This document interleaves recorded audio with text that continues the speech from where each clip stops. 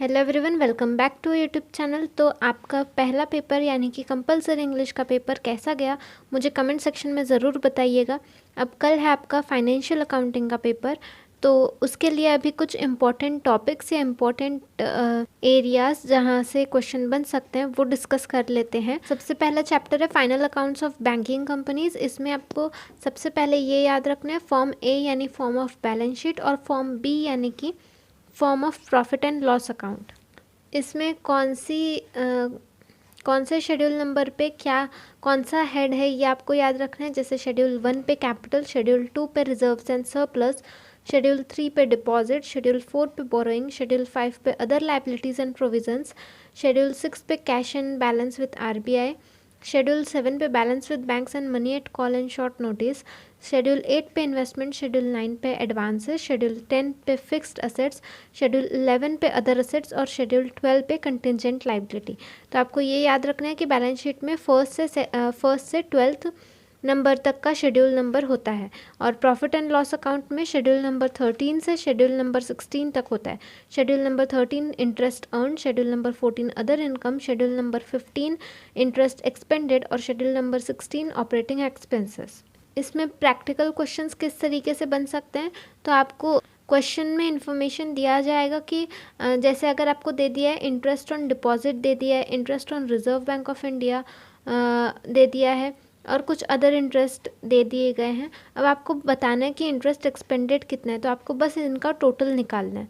इसी तरीके से इंटरेस्ट अर्न के लिए या फिर कोई और तरीके के जो शेड्यूल है उसके लिए भी आ सकता है आपको, जैसे कि रिजर्व्स एंड सरप्लस का पूछा जा सकता है। इसमें आपको अलग अलग तरीके के रिजर्व्स दे दिए जाएंगे, उनका ओपनिंग बैलेंस, एडिशन, डिडक्शन ये सब दे दिया जाएगा। आपको बस कैलकुलेट करना है कि reserves and surplus total current year का कितना है, तो ये आपको कैलकुलेट ईजीली करना आ सकता है। मैंने इसका फॉर्मेट आपको इंस्टाग्राम पे दे रखा है, वहाँ से आप इसे देख सकते हैं। इंस्टाग्राम का लिंक मैंने डिस्क्रिप्शन बॉक्स में और कमेंट सेक्शन में दे रखा है। वैसे ही कैपिटल ये भी बहुत इंपॉर्टेंट शेड्यूल है, कैपिटल पे भी आपको कैलकुलेशन करने के लिए आ सकता है। इसके बाद final accounts of general insurance companies, इसमें से आपको profit and loss appropriation account के बारे में पूछा जा सकता है, तो आपको profit and loss appropriation account का प्रॉब्लम करके जाना चाहिए। इसके भी फॉर्मेट अपने इंस्टाग्राम पे अवेलेबल है, तो आप वहाँ से इसे देख सकते हैं। इसके बाद सबसे इम्पॉर्टेंट चैप्टर अपने सिलेबस का वो है वैल्यूएशन ऑफ गुडविल। इसमें से काफ़ी सारे एमसीक्यूज़ आपको देखने को मिलेंगे। इसके सारे फॉर्मूले अपने इंस्टाग्राम आईडी पे अवेलेबल है, आप वहाँ से उसे चेक कर सकते हैं।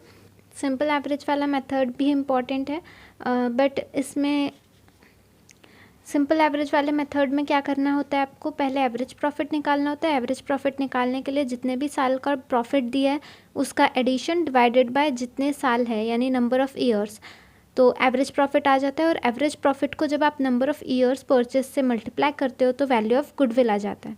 फिर वेटेड एवरेज मेथड है। वेटेड एवरेज मेथड में क्या करना होता है, आपको हर साल को एक वेट अलॉट करना होता है।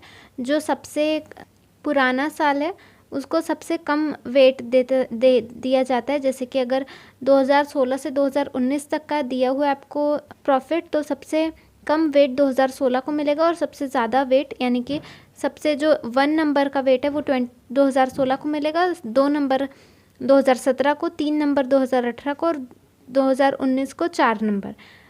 तो बस आपको इन सारे वेट्स का और सारे प्रॉफिट्स का एडिशन कर लेना है, सारों का एडिशन कर लेना है, यानी 1 + 2 + 3 + 4 यानी कि 10, और जितना भी प्रॉफिट होगा उसका भी एडिशन कर लेना है। और फिर profit divided by total weight करना है। पहले केस में सिंपल वाले इसमें क्या किए थे हमने, टोटल नंबर ऑफ़ ईयर्स किए थे, यहाँ पे टोटल नंबर ऑफ़ वेट आएगा। अब जो भी वेटेड एवरेज प्रॉफिट आए उसको नंबर ऑफ़ ईयर्स परचेज से मल्टीप्लाई करेंगे तो गुडविल आ जाएगा। और सबसे इम्पॉर्टेंट है इसमें super profit method. Super profit method पे आपको काफ़ी सारे क्वेश्चंस देखने को मिलेंगे। सुपर प्रॉफिट मेथड में सबसे पहले आपको कितना कैपिटल एम्प्लॉयड है वो निकालना होता है। कैपिटल एम्प्लॉयड कैसे आता है, असेट्स माइनस एक्सटर्नल लाइबिलिटीज़, ये करने से कैपिटल एम्प्लॉयड आ जाता है। या तो फिर आप कैपिटल एम्प्लॉयड निकालने के लिए share capital plus reserves and surplus plus long term debts minus capital expenditures कर देते हो तो भी आपका कैपिटल एम्प्लॉयड आ जाता है। उसके बाद आपको नॉर्मल प्रॉफिट निकालना होता है। उसके बाद एक्चुअल मेंटेनेबल प्रॉफिट असर्टेन किया जाता है, और फिर जो भी एक्चुअल मेंटेनेबल प्रॉफिट और नॉर्मल प्रॉफिट के बीच का डिफरेंस है सुपर प्रॉफिट कहलाता है, और सुपर प्रॉफिट को ही फिर हम years, number of years purchase से मल्टीप्लाई करते हैं तो वैल्यू ऑफ गुडविल आ जाता है। तो ये सबसे ज़्यादा इम्पॉर्टेंट इसमें सुपर प्रॉफिट मेथड ही है। और लास्ट है फिर कैपिटलाइजेशन मेथड। कैपिटलाइजेशन मेथड में हम क्या करते हैं, पहले एवरेज प्रॉफिट निकाल लेते हैं, जैसे कि हमने पहले निकाले थे total profit divided by number of year करके। फिर हमको क्या करना पड़ता है कि कैपिटलाइज्ड वैल्यू ऑफ बिजनेस निकालना होता है। उसके लिए आपको average profit divided by normal rate of return, ये आपको क्वेश्चन में दिया होता है, इनटू 100 करना होता है। तो ये आपका कैपिटलाइज्ड वैल्यू आ जाता है। और इसके बाद आपको कैपिटल एम्प्लॉयड कितना है वो निकालना होता है। कैपिटल एम्प्लॉयड हमने पहले ही देख लिया कैसे निकालते हैं, असेट्स माइनस एक्सटर्नल लाइबिलिटीज़। अब ये जो कैपिटलाइज्ड वैल्यू है और कैपिटल एम्प्लॉयड है, इन दोनों के बीच का जो भी डिफरेंस होगा उसे गुडविल कहा जाएगा, यानी कि capitalised value minus capital employed करने से आपका गुडविल आ जाएगा। तो ये भी इम्पॉर्टेंट है एग्ज़ाम पर्पस से। सुपर प्रॉफिट और कैपिटलाइजेशन मेथड दोनों ही काफ़ी इम्पॉर्टेंट है। इसके बाद लिक्विडेशन ऑफ कंपनी में आपको इसका भी फॉर्मेट अपने इंस्टाग्राम पे अवेलेबल है, वहाँ से आप देख सकते हैं इसे। और इसमें प्रायोरिटी भी देख लेना है कि सबसे पहले कौन सी चीज़ हम पेमेंट करते हैं, यानी सबसे पहले इसका ऑर्डर पेमेंट की प्रायोरिटी होती है। सबसे पहले आप लीगल चार्जेस पे करते हो, उसके बाद फिर लिक्विडेटर्स रेम्यूनरेशन पे करते हो, फिर लिक्विडेशन एक्सपेंसेस, फिर प्रेफरेंशियल क्रेडिटर, फिर डिबेंचर और creditor secured by floating charges, उसके बाद अनसिक्योर्ड क्रेडिटर, उसके बाद प्रेफरेंस शेयर होल्डर, और फिर सबसे लास्ट में जो भी प्रॉफिट बचा है, अगर कुछ बचा है तो फिर वो इक्विटी शेयर होल्डर को दिया जाता है। तो ये प्रायोरिटी आपको याद रखनी है, ये ऑर्डर आपको याद में रखना है। इसमें ऐसा पूछा जा सकता है कि मतलब आपको 3-4 लोगों के नाम दे दिए जाएंगे, preference creditor, preferential creditor, preference share holder, equity share holder और लिक्विडेटर्स रेम्यूनरेशन। तो अब इसमें से सबसे पहले किसे पेमेंट किया जाएगा ये आपको पूछा जा सकता है।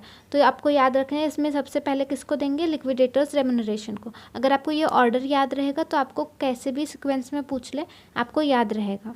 फिर इसमें और एक चीज़ पूछने लायक है, वो है रेम्यूनरेशन कैलकुलेट करने के लिए आपको बोला जा सकता है। लिक्विडेटर की कितनी रेम्यूनरेशन बनती है वो आपको कैलकुलेट करने के लिए बोला जा सकता है। इन ऑल पेपर इजी ही आएगा। इस पे कुछ अपने थ्योरी वाले क्वेश्चंस भी अपन ने ऑलरेडी कर रखे हैं, तो वो भी आप देख सकते हो, अपने यूट्यूब चैनल पे अवेलेबल है। उसकी लिंक भी मैंने डिस्क्रिप्शन बॉक्स में दे रखी है। ज़्यादातर आपको प्रैक्टिकल क्वेश्चंस ही देखने को मिलेंगे थ्योरी से ज़्यादा, इसलिए आपने थ्योरी पे ज़्यादा फोकस करना है। पर अगर आपको चाहिए कि एक्स्ट्रा मार्क्स मिल जाए तो उसके लिए आपको थ्योरी भी कवर कर लेनी चाहिए। तो अपने डिस्क्रिप्शन बॉक्स में आपको कुछ लिंक्स दिखेगी। सबसे पहले लिंक होगी आपकी इम्पॉर्टेंट एमसीक्यू वाली। इम्पॉर्टेंट एमसीक्यू कुछ ही हमने डिस्कस किए हैं, ज़्यादा एमसीक्यूज़ हमने डिस्कस नहीं किए हैं। तो फिर भी वो अगर आप पढ़ के जाते हो तो आपको थोड़ा हेल्प हो सकता है। उसके बाद चारों यूनिट्स के रिवीजन हमने डिस्कस किए थे, तो वो भी आप देख के जा सकते हो। साथ ही इंस्टाग्राम पे चारों यूनिट के थोड़ा थोड़ा कुछ मटेरियल अवेलेबल है, जैसे फॉर्मेट हो गया या फिर इम्पोर्टेंट फार्मूला हो गया, तो उन सब की लिंक मैंने अवेलेबल करके दी है डिस्क्रिप्शन में। तो ये सारा आप देख के जा सकते हो। All the best to all of you कल के पेपर के लिए। और आपको कोई भी डाउट हो तो आप मुझे इंस्टाग्राम पे पूछ सकते हो। आज मैंने जैसे 6th सेमेस्टर के लिए एडवांस स्टैटिस्टिक का लाइव डाउट सेशन रखा था, वैसे आप लोगों के लिए मैं आज डाउट सेशन रख रही हूँ। शाम 8 बजे के बाद मैं ऑनलाइन रहूँगी। तो अगर आपको कोई क्वेश्चन है जो आपको नहीं जम रहा है तो आप उसका फ़ोटो मुझे भेज सकते हो। तो मैं बस, अगर छोटा सा डाउट हो, जेन्युइन डाउट हो, तो मैं आपको सॉल्व करके बता सकती हूँ। पूरा का पूरा यूनिट अभी समझाना इज़ इम्पॉसिबल। तो अगर आपको कोई डाउट है तो आप मुझे क्वेश्चन भेज सकते हो, उस पे हम आपका डाउट क्लियर कर सकते हैं। अगर आपको ये वीडियो अच्छा लगा हो तो वीडियो अपने दोस्तों के साथ ज़रूर शेयर करें। Thank you so much.